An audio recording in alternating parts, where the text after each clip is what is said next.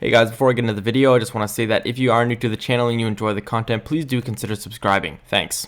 What is going on, everybody? Welcome back to another video. It is me, Call Me Fi. I hope you guys are all having a fantastic day, and I hope this video makes it a little bit better. I hope you guys all had a fantastic New Year's, and I hope you're staying safe. As you can see in this video, we're going to be talking about the different styles of modern houses in Minecraft. Now, let's be honest, guys. We've all done it. We've all gone on Google and looked up modern house ideas so that we can, put some better stuff in our worlds. And there's nothing wrong with that. But today, I want to talk about the different styles of modern houses. And hopefully, you guys can incorporate some of these ideas and styles into your worlds. Now, there are 5 styles that I'm going to be talking about today. I'm going to be talking about regular old modern, contemporary, brutalist, international, and cubist. Now guys, I just want to say before I get into this video that I'm not technically an architect, but I have been studying architecture at Carleton University for the past 3 years, so I do know a little bit about this stuff, and I'm hoping that I can help teach you guys some stuff. Now guys, the first one on the list is modernism. As you can see here, this is the house that I built on my Minecraft world, and you can see it's a little bit different from what you were expecting, I'm sure. It's not got that many windows. Obviously it does have a lot, but it doesn't have like an insane amount. It's not very like long and like slender like you see a lot of the ones on Google Images, and that's because this is actually a modernist structure, while the ones that you see on Google Images are usually like ultra modern. Now, modernism started right at the beginning of the 20th century, right before World War I, and it ended right before World War II. So about from like 1900s to like 1940s. That's pretty much what it went on. And basically, the reason it was so popular is because they were so cheap to build, because it used a lot of mass-produced materials like reinforced concrete, glass, and wood, which were all very cheap and very easy to build. But if we look at the actual structure itself, you can see it's got like the boxy shape, it's got the elongated flat roofs, and those are all design cues that started back in the 1900s when this design first came to popularity. Now, number 2 here is the contemporary style, which is very, very similar to modern. It's got the flat roofs, the boxy shape. Sometimes they use reinforced concrete, but they also use a lot of wood and like masoned stone in these designs. And basically, this is kind of contemporary style is really just the architecture of today. It can span like over a bunch of different styles, not necessarily the one that you see here, but this is a very popular one that you see going up in a lot of new developments, a lot of new housing developments. They're making a lot of these houses because they're very stylish. A lot of people like them, and let's be honest, guys, they don't look that bad. This is the newest style pretty much on this list. It's a very common style, and that's pretty much why it's called contemporary, because it's just the style of today. Now, the third style I'm talking about today is the brutalist style, which is a very, very controversial one. A lot of people really don't like this style. I personally love it. It is one of my favorites. I think it's really cool, but like I said, a lot of people don't. It's got a lot of the same characteristics as modern. It's very flat, boxy, elongated, that kind of stuff. It's also got protruding edges. But the main thing that sets it aside from a lot of the other styles is the fact that it is predominantly built out of exposed concrete. You can see that this is like a gray building. It's very different from the other ones I showed you. It's got a lot of exposed concrete, very little glass, and very little like natural materials like wood and stuff like that. Which is why it got such a bad reputation, because it's very cold, it's very dead, very gray, and just blah, you know what I mean? But it was very popular after World War II because the concrete was just very cheap to make, and also because it did start after World War II, they used it a lot to rebuild a lot of what was destroyed. So in like France, when everything kind of got destroyed by the war, they used the brutalist style to pretty much rebuild back everything. But anyways, like I said, the main characteristics of the brutalist style are exposed concrete, protruding edges, overhanging edges, that kind of stuff, and just a sense of just like big size, very heavy, and just very cold.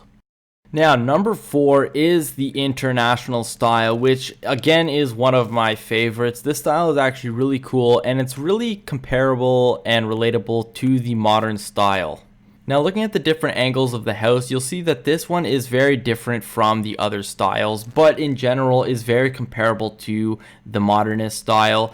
It's very flat, again, very boxy, very elongated, but the international style is actually a very special one because it has a certain set of rules that have to be followed in order to fit the style. Now, these design cues that I'm talking about are actually called Le Corbusier's 5 points of a new architecture.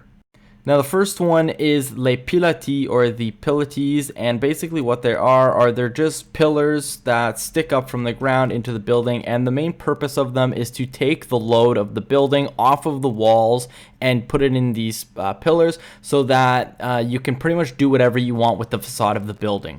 Now the second one is the roof garden, and basically the point of this is just a natural green space in the building that you're living. So instead of having to actually go out of the confines of your house, you can just go up to the top floor, onto the roof or on a balcony, and you can just sit in grass with flowers and a garden. The third point is the free ground plan, which, as you can remember saying about the pilotis, is that basically you can do whatever you want with the ground plan because you don't have to worry about load-bearing walls. So you don't have to put special walls to just hold up the building. You can do whatever you want, put walls wherever you want, make rooms as big as you want or as small as you want. Just do whatever your heart desires, pretty much. Now the fourth point is horizontal windows, or more commonly known as ribbon windows, and basically what these are is it's just windows that stretch across like the entirety of the wall, and these are made possible once again by the pilotis because, like I said, you can put whatever you want wherever you want. And this kind of goes with the next point as well, the free facade, which is number 5. And basically what this is it's just you can do whatever you want with the facade. You can put an overhanging wall, you can put a garage, you can put windows, doors, literally anything anywhere, because you don't have to worry about the load of the building because that is all taken care of by the pillars. Now, as you can see from the different angles of the house that I did incorporate all of these things. I put the pilotis, I put the outdoor green space, I put the ribbon windows. You can't really tell about the ground plan of the building.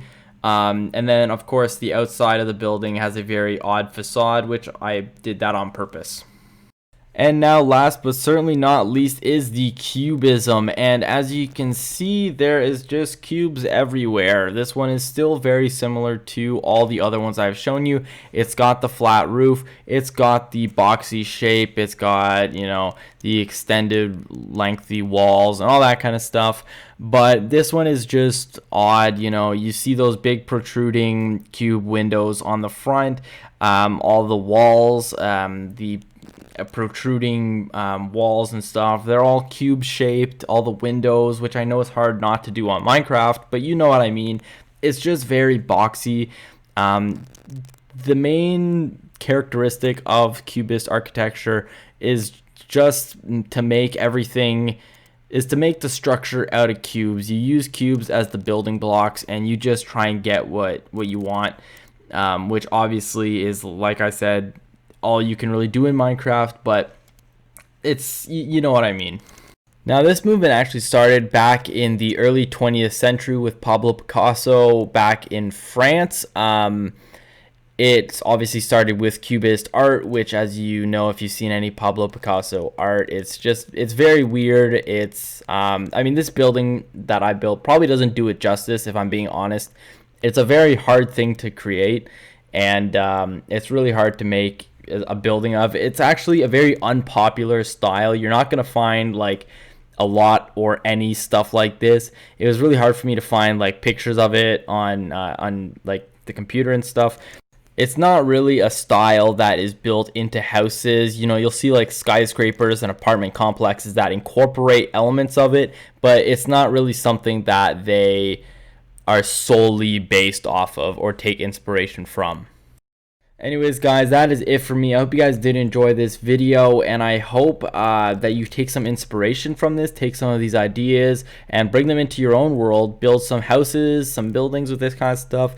And I hope you just found all this information cool. You know, this is what I'm studying at school, so obviously I find it really interesting, really cool. I don't know if you guys do. I'm likely, if you clicked on this video, you do though. But yeah. if you guys did enjoy the video, please do leave a like and subscribe, and let me know, guys, if you want to see more stuff like this. I thought it was a really cool video to make. I don't really do stuff like this, but if you guys like it, I'll make sure to do some more stuff. But yeah, I hope you guys did enjoy, and I will see you in the next one. Thank you.